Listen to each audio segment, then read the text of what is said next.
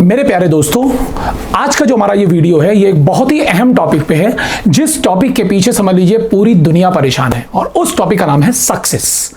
और मैं इसको आज समझाने जा रहा हूं आपको कि अगर आप किसी भी फील्ड में सक्सेसफुल होना चाहते हैं, सक्सेस पाना चाहते हैं, सफलता पाना चाहते हैं, तो इसके लिए आपको 3 मंत्रों को फॉलो करना है। सक्सेस के केवल 3 मंत्र हैं और इन 3 मंत्रों के बारे में मैं यहां पर आपको बताऊंगा और एक एक मंत्र को फॉलो करने का सिर्फ एक एक फार्मूला बताऊंगा, मतलब एक मंत्र का एक फार्मूला। और अगर आप उसे अप्लाई कर देंगे तो 100% आप सफलता के बहुत करीब पहुंचते चले जाएंगे। धीरे धीरे आपकी दूरियां सफलता के मुकाम से कम होती चली जाएंगी और अल्टीमेटली आप इस सफलता को अचीव कर लेंगे। तो मेरे साथियों बने रहिए इस वीडियो में शुरुआत से लेकर अंत तक। मैं हूं अमित कक्कड़ और आप देख रहे हैं चैनल अमित कक्कड़ स्पीक्स।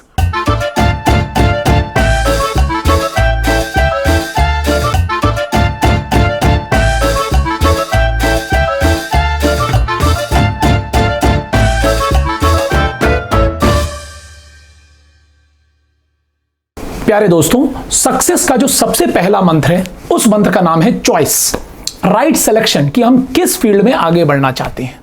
देखिए, आज कोई भी फील्ड हमारी खराब नहीं है, चाहे आप जर्नलिज्म की फील्ड में चले जाएं या इंजीनियर बन जाएं या डॉक्टर बन जाएं या चार्टर अकाउंटेंट बन जाएं, कोई भी फील्ड है, हर फील्ड में, किसी भी फील्ड में अगर आप एक्सेल कर जाते हैं और एक्सीलेंट परफॉर्म कर जाते हैं तो आपके करियर का बिल्ड होना और उसके ग्रो होने को कोई रोक नहीं सकता। क्योंकि ध्यान रखिए, हमें करियर को सिर्फ बिल्ड नहीं करना कि हम एग्जामिनेशन क्रैक करके और हमें एक जॉब मिल जाए। वो जॉब से सेटिस्फैक्शन तभी आएगा जब वहां पर आपका करियर ग्रो भी होगा, क्योंकि आपने हार्डवर्क किया है। तो वो हार्डवर्क सिर्फ वन टाइम पेमेंट के लिए नहीं है, वो हमें लाइफ टाइम पे करे और लाइफ टाइम पे करता रहेगा तो हम कहीं ना कहीं और हार्डवर्क भी करते रहेंगे, अंदर से इंथुजियाज्म आएगा। तो career building and growing choice होनी चाहिए। तो इस चॉइस को सेलेक्ट करने में कि हमारा राइट सिलेक्शन हो, 2 चीजें इंपॉर्टेंट रोल प्ले करेंगी। Number 1, capabilities. आप अपनी कैपेबिलिटीज को बहुत अच्छे से जानते हैं, आपसे बेटर कोई नहीं जानता, इवन आपके पेरेंट्स नहीं जानते। जितना अच्छे से आप अपने आप को जानते हैं, पेरेंट्स जो सबसे करीब है वो भी नहीं जानते आपको इतने अच्छे से। तो आप अपनी कैपेबिलिटीज को पहचानें और उसके साथ आप अपना इंटरेस्ट देखें कि कौन सी वो फील्ड है। जैसे हमें मैथ्स पढ़ने में ज्यादा इंटरेस्ट आता है, बायोलॉजी में इंटरेस्ट नहीं आता, तो आप मैथ्स फील्ड में आगे बढ़े। या हमें बायो पढ़ने में बहुत ज्यादा इंटरेस्ट आता है, हम आगे चल के डॉक्टर बन सकते हैं, हमें सर्जरी देखना बड़ा अच्छा लगता है, जब हम वीडियोस देखते हैं बड़ा इंटरेस्ट आता है। तो अपने इंटरेस्ट को पहचानें और देखिए, ये जो हमारी चॉइस का सिलेक्शन है, राइट सिलेक्शन है, ये हमारा क्लास 10th के बाद ही स्टार्ट हो जाता है। जब एक बच्चा 10th तक, तो देखिए सिलेबस कॉमन है, सब बच्चों के लिए एक ही सिलेबस है 9th 10th तक। लेकिन 10th के बाद आपके पास सिलेबस के ऑप्शन आते हैं कि आप मैथ्स लेना चाहते हैं, कि आप बायो लेना चाहते हैं, कि मैथ्स प्लस बायो दोनों लेना चाहते हैं, या आप आर्ट साइंस करना चाहते हैं। अगर किसी को जर्नलिस्ट आगे बनने का शौक है, वो क्यों लेगा मैथ्स और साइंस। या आपको अगर कॉमर्स फील्ड में जाना चाहते हैं, चार्टर अकाउंटेंसी करना चाहते हैं, आपने अपने घर में एनवायरनमेंट देखा है, एनवायरनमेंट भी बहुत इंपॉर्टेंट रोल प्ले करता है। क्या आपको लगता है अगर उस तरह का एनवायरनमेंट हमारे घर में और हम उस फील्ड में बहुत एक्सेल कर सकते हैं, हमें काफी नॉलेज अभी हो गई है, तो आप जरूर बढ़िए उस फील्ड में। तो एक राइट सिलेक्शन जो चॉइस है, ये बहुत इंपॉर्टेंट रोल प्ले करेगा आपको सफलता के मुकाम तक पहुंचाने में और करियर को सिर्फ बिल्ड करने में नहीं, सिर्फ एक जॉब दिलाने में नहीं, उसको ग्रो करने में भी। लाइफ लॉन्ग वो ग्रोथ होती रहेगी और आप सेटिस्फाइड रहेंगे। जैसे जैसे ग्रोथ होती जाएगी, आपका हार्डवर्क उसी के अकॉर्डिंग बढ़ता जाएगा। तो ये तो एक बहुत इंपॉर्टेंट पॉइंट हुआ चॉइस में। अच्छा, इसमें एक पॉइंट मैं इंक्लूड करना चाहूंगा।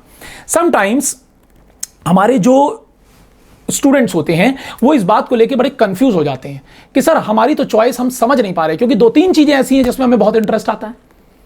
भाई हमें ये भी बहुत अच्छा लगता है, जैसे मैथ्स भी बहुत अच्छी लगती है, बायो भी बहुत अच्छी लगती है। या हम इंजीनियरिंग में सर हम गेट का भी एग्जाम देना चाहते हैं, ईएस का भी देना चाहते हैं, और सर हम वेरियस और भी हम कैट का भी एग्जाम दे रहे हैं कि आगे एमबीए की फील्ड मिल जाए। तो उसमें एक बहुत अच्छा फार्मूला मैं आपको देने जा रहा हूं कि आप अपनी चॉइस को कैसे सेलेक्ट करेंगे। अगर आपकी चॉइस 1 से ज्यादा है और वो आपको कंफ्यूज कर रही हैं, 3 हैं, 4 हैं, 5 चॉइसेस हैं, तो चॉइस के साथ एक चीज को और ऐड कर दीजिए। This is one and formula and that is called scope. तो अगर हम चॉइस के साथ स्कोप को और ऐड कर दें कि हम जिस फील्ड में जाना चाहते हैं वो 2 से 3 चीजें हमारी चॉइस की, लेकिन उसमें किस फील्ड में ज्यादा स्कोप है काम करने का, किस फील्ड में जॉब अपॉर्चुनिटीज ज्यादा हैं, किस फील्ड में हमारी पोटेंशियल के अकॉर्डिंग ग्रोथ ज्यादा है। तो अगर हम ये चॉइस प्लस स्कोप का फार्मूला अप्लाई कर दें तो शायद वो हमारी चॉइसेस 4 या 5 ना होके 1 या 2 में ही सिमट जाएंगी और हमारे लिए उस फील्ड में आगे बढ़ना बहुत आसान हो जाएगा। जैसे फॉर एग्जाम्पल, मैं इंजीनियरिंग फील्ड का हूं, बहुत से बच्चों को पढ़ाया है और आगे भी पढ़ाते रहेंगे, ज्ञान बांटते रहेंगे, ज्ञान जितना बांटे उतना बढ़ता है। अब कई बार बच्चे पूछने आते हैं, सर हमें तो एरोडायनेमिक्स में बड़ा इंटरेस्ट आता है, हमें एरोप्लेन्स, एरोडायनेमिक इंजन, इनमें बड़ा इंटरेस्ट आता है। सर हम इनमें इंजीनियरिंग कर सकते हैं क्या? क्यों नहीं कर सकते? हर इंस्टीट्यूट करा रहा है। लेकिन आप ये भी तो देखिए स्कोप कितना कम है। Job opportunities in aerodynamics in India quite less, not less, hardly 10% और 7% to 8% of the mechanical engineering और सिविल इंजीनियरिंग जॉब्स। तो आप ये देखिए कि उसके साथ स्कोप क्या है। तो अगर आप चॉइस के साथ एक स्कोप का और वर्ड अटैच कर देंगे तो शायद वो चॉइसेस आपकी बिल्कुल स्ट्रीम अलाइंड हो जाएंगी और आपको एक पर्टिकुलर एरिया में फोकस करने का एक कहीं ना कहीं एक एरिया डिफाइंड हो जाएगा कि यही हमारा इंटरेस्ट ऑफ सिलेक्शन है और हमें इसी में आगे बढ़ना है।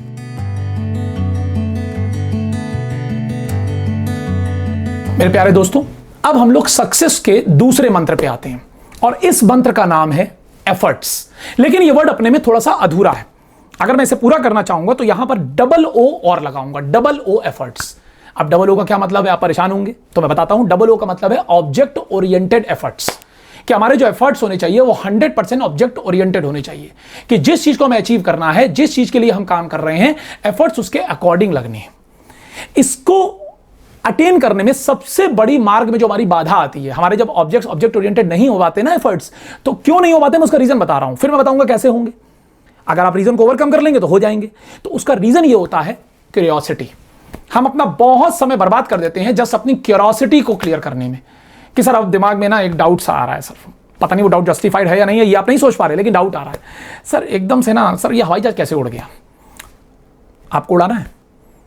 आपको तो नहीं उड़ाना ना हवाई जहाज, तो उड़ने दीजिए, हम टिकट खरीदेंगे, बैठ जाएंगे, जहां पहुंचना है पहुंच जाएंगे।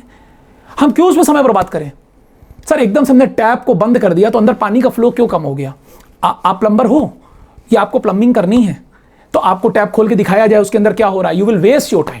तो ये क्यूरियोसिटी का वर्ड जो है ना, ये आपके लिए बिल्कुल घातक है किसी भी चीज को अचीव करने में। इस बात को समझ जाइए आप, क्योंकि मेजॉरिटी नहीं 99% टाइम आपका क्यूरियोसिटी को क्लियर करने में खराब हो जाता है। बहुत ध्यान से दिमाग का अपना फार्मूला रखिए कि आपके एफर्ट्स ऑब्जेक्ट ओरिएंटेड तभी हो पाएंगे जब आप इस बात को पहचान पाएंगे कि व्हाट नॉट टू डू। इससे पहले कि हमें यह मालूम होना चाहिए what to do, before that we should know what not to do, तभी आप ये काम कर पाएंगे। जैसे अगर आप मान लीजिए कोई स्टडी कर रहे हैं, कोई एंट्रेंस एग्जामिनेशन की तैयारी कर रहे हैं, तो rather to know what to study you should very well know what not to study, so that आप ये क्यूरियोसिटी में अपना टाइम को बर्बाद ना करें। कभी भी इस तरह का कोई दिमाग में ख्याल आएगा तो हम इससे बच जाएंगे। अब लोग कहते हैं सर ये अचीव कैसे करेंगे? सिलेबस।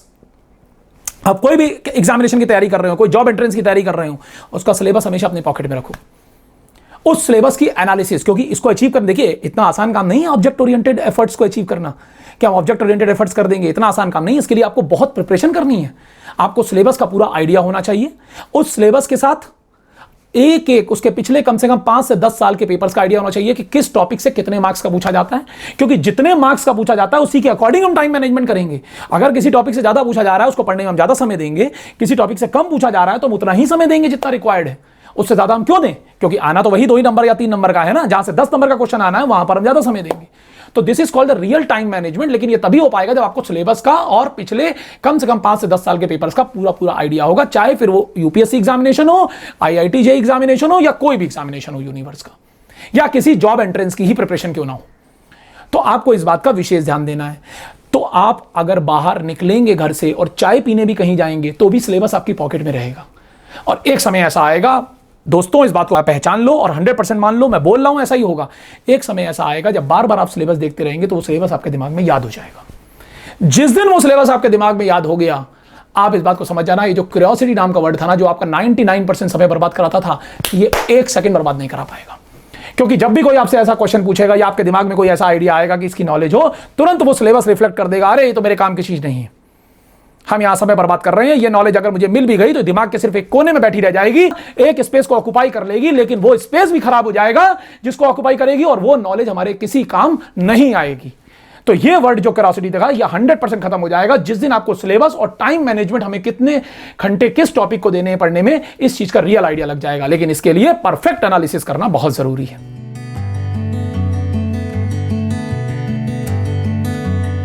मेरे प्यारे दोस्तों, अब हम लोग अपने सक्सेस के तीसरे मंत्र पे आते हैं और इस तीसरे मंत्र का नाम है एटीट्यूड। और इस एटीट्यूड का पॉजिटिव होना बहुत जरूरी है। एटीट्यूड का मतलब समझते हैं आप? एटीट्यूड का मतलब है आपका दृष्टिकोण, नजरिया, रवैया, व्यू पॉइंट, जिसको हम व्यू पॉइंट बोलते हैं, कि हमारे साथ कोई भी फिनोमेना हो रहा है, कोई भी एक्टिविटी हो रही है, हम उसको कैसे सोच रहे हैं अपने दिमाग में, क्या व्यू पॉइंट हमारे दिमाग में बन रहा है, that is called your attitude. जैसे मैं आपको एक छोटा सा एग्जांपल देता हूं, फिर मैं आपको एक रियल टाइम एग्जांपल भी दूंगा। जैसे फॉर एग्जांपल, आप बहुत हार्डवर्क कर रहे थे, बहुत हार्डवर्क कर रहे थे, आपने राइट एफर्ट्स लगाए, ऑब्जेक्ट ओरिएंटेड एफर्ट्स लगाए, कोई टाइम वेस्ट नहीं किया, टाइम मैनेजमेंट भी बहुत बढ़िया था, आपकी चॉइस सिलेक्शन हर फील्ड बहुत बढ़िया थी। लेकिन एनी हाउ आप उस अटेम्प्ट में फेल हो गए, असफलता आपके पास आ गई, सफल आप नहीं हो पाए उस अटेम्प्ट में, इतना हार्डवर्क और बहुत ऑब्जेक्ट ओरिएंटेड वर्क करने के बाद भी। इस असफलता को अपने दिमाग से सोचने में दो तरीके से सोचा जा सकता है। इसके दो व्यू पॉइंट है, एक है निगेटिव एटीट्यूड का, एक है पॉजिटिव एटीट्यूड का। जो मेंबर निगेटिव एटीट्यूड का होगा, जो पर्सन निगेटिव एटीट्यूड का होगा, वो इस असफलता से क्या व्यू पॉइंट बनाएगा? यार मैं किसी काम का नहीं हूं, इतनी मेहनत करने के बाद भी सफलता नहीं मिलती, बताइए इतनी मेहनत है, अब इससे ज्यादा मैं क्या कर पाऊंगा, मैं सफल नहीं हो पाया, मैं कुछ नहीं कर सकता। हजारों बच्चे जो हमसे कमजोर थे वो बहुत कुछ कर सकते हैं, वो सफल हो गए, लेकिन हम कुछ नहीं कर सकते। तो इससे क्या होगा? निगेटिव एटीट्यूड से उसका मोटिवेशन डाउन होगा, मोरल डाउन होगा, और जो काम वो कर भी सकता था भविष्य में वो भी नहीं कर पाएगा। अच्छा, अब दूसरा मेंबर जो पॉजिटिव एटीट्यूड की थिंकिंग रखता है, वो क्या सोचेगा? यार हमने बड़ी मेहनत करी थी, हम असफल हुए, कोई कारण रहा होगा इस असफलता का, हमने बड़ी मेहनत करी है, हमारी मेहनत में कोई कमी नहीं रही है, लेकिन उसके बाद भी अगर असफलता आई है, इसका मतलब हो सकता है कोई इससे बड़े लेवल का एग्जामिनेशन हो, इससे बड़े लेवल की कोई सफलता हो, वो हमारा वेट कर रही हो सकता है भगवान ने ये डिसाइड किया हो कि नहीं यार, तुम्हारा हार्डवर्क बहुत ऊपर के लेवल का है, वो इस लेवल का नहीं है, हम तुम्हें यहां सफलता दे देंगे तो तुम यहीं रुक जाओगे, तुम यही जॉब ज्वाइन कर लोगे, लेकिन तुम्हें तो इस एग्जामिनेशन को क्रैक करना है उससे हाई लेवल पे। इसलिए वो असफलता आपकी किस्मत में आई है, उसे स्वीकार करो, उससे हायर लेवल पे सोचो और उस एग्जामिनेशन को क्रैक करो। तो ये हुआ पॉजिटिव एटीट्यूड, जो होना बहुत जरूरी है।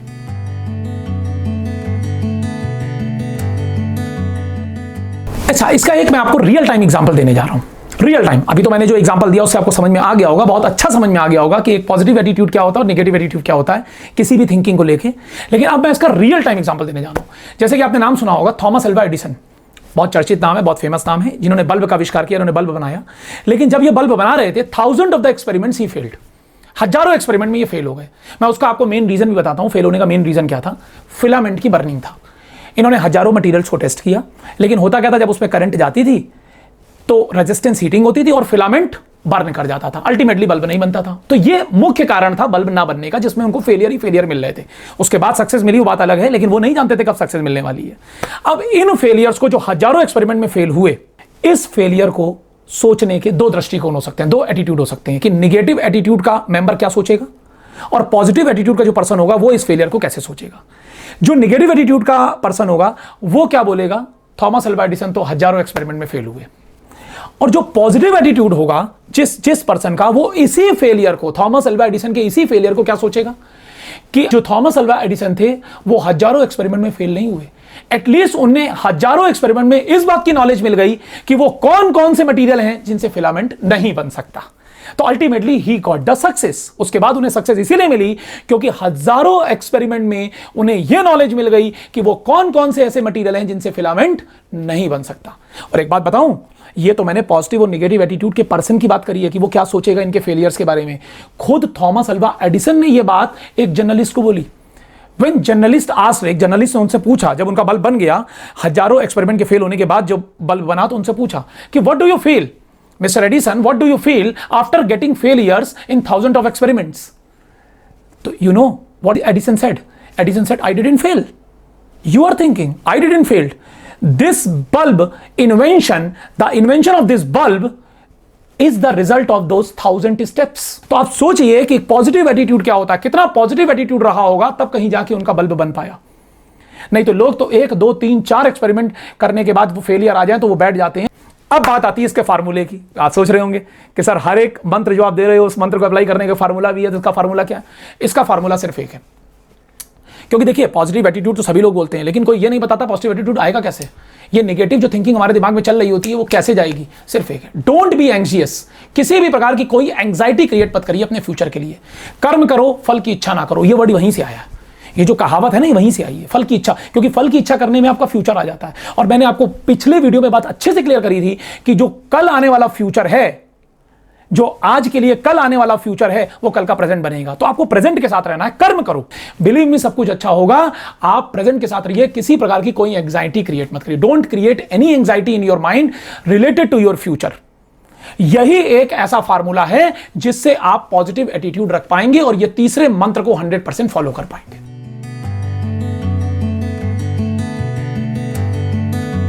मेरे प्यारे दोस्तों, मुझे मालूम है आपको ये वीडियो बहुत पसंद आया होगा और आपने इसे लाइक भी कर दिया होगा, लेकिन सिर्फ लाइक करने से काम नहीं चलेगा। आप इसे दूर दूर तक शेयर करिए, ये सबकी प्रॉब्लम है। दूर दूर तक शेयर करिए, और अगर आपने इस चैनल को सब्सक्राइब नहीं किया है तो अपने फ्रेंड्स को भी बोलिए आप भी सब्सक्राइब करिए और उसे भी सब्सक्राइब कराइए।